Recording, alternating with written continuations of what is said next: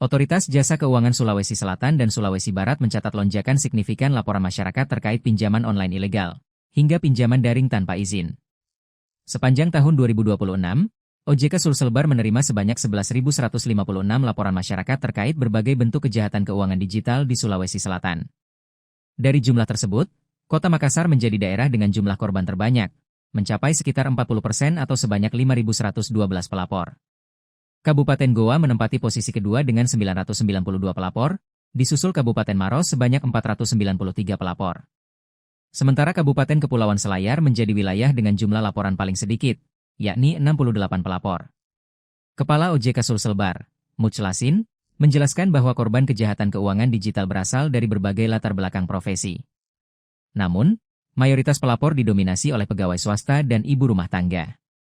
Ia mengimbau masyarakat agar lebih waspada terhadap berbagai modus penipuan digital, serta memastikan legalitas layanan keuangan sebelum melakukan transaksi maupun mengajukan pinjaman secara daring.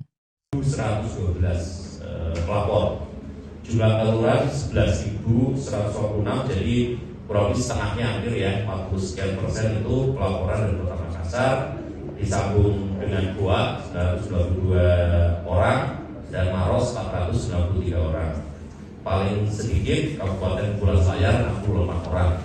Nah ini modusnya macam-macam, tapi intinya sebagian besar kalau melaporkan oleh ISC selama masih dalam golden hour masih bisa diblokir, masih bisa untuk diselamatkan. Tahun lalu kita ada kisah sukses yang sampai 765.000 ya. 7.765 juta yang bisa diblokir dan dikembalikan. Moga-moga angka ini tidak semakin bertambah ya. Berarti kalau semakin bertambah ini berarti scammer kita semakin besar. Tingginya angka kasus penipuan dan pinjol ilegal di Makassar dipicu oleh maraknya platform tak berizin yang menjamur di ruang digital melalui aplikasi maupun situs web. Pelaku kejahatan keuangan digital juga melancarkan berbagai modus baru untuk menjerat korban. Mulai dari iming-iming komisi hanya dengan menyukai video TikTok, penawaran money game, dan berbagai investasi lainnya. Mulyadi, Fajar TV melaporkan. Terima kasih telah menonton.